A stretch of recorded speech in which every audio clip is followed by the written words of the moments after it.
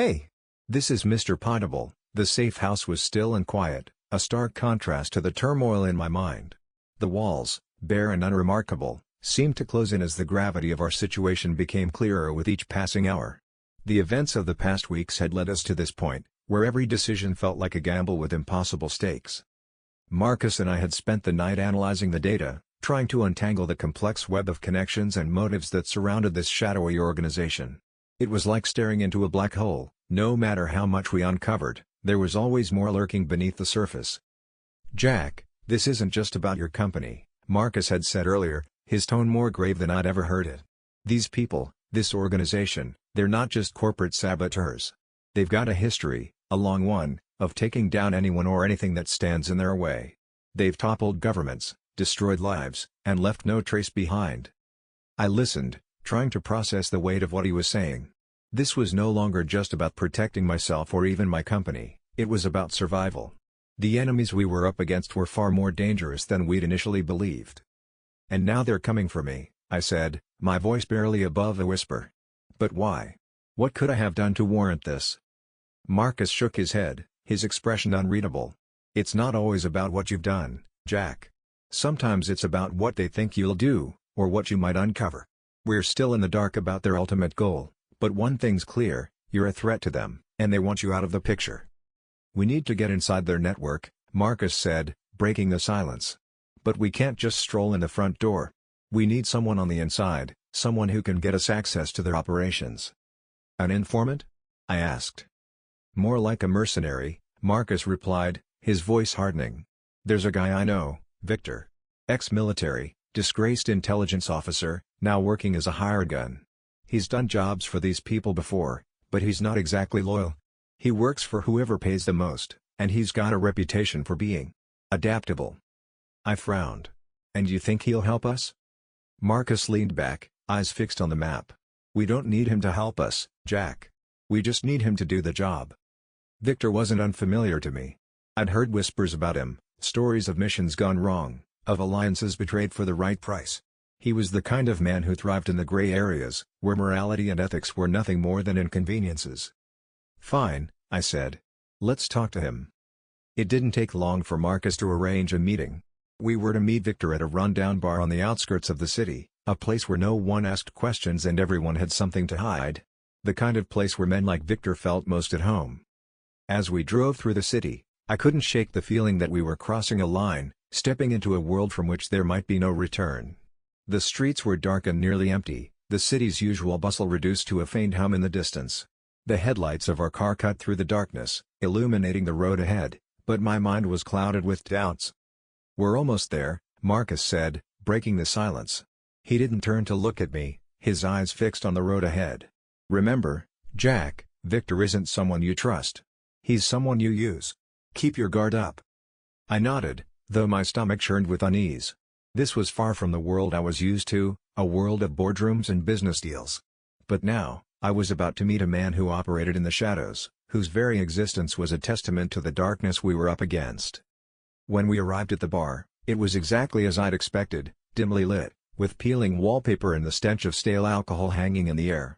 The patrons were few and far between, most of them keeping to themselves, nursing drinks that looked as bitter as their expressions. Victor was easy to spot.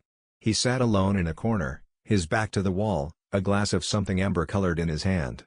His presence dominated the room, despite his efforts to remain inconspicuous. He was a hulking figure, with broad shoulders and a face that had clearly seen its fair share of fights. His eyes were sharp, calculating, and as we approached, they locked onto mine with an intensity that made my skin crawl.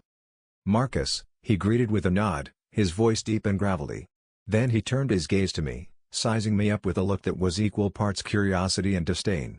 "And you must be the man in trouble." "That's one way to put it," I replied, taking a seat across from him. Marcus remained standing, his eyes sweeping the room for any signs of danger. Victor wasted no time with pleasantries. "I hear you've got a job for me," he said, leaning forward slightly. "Something about a shadowy organization that wants you dead?" I nodded, keeping my expression neutral. "We need to get inside their network, find out who's behind this and why they're targeting me. Can you help?" Victor leaned back in his chair, taking a slow sip of his drink as he considered my words.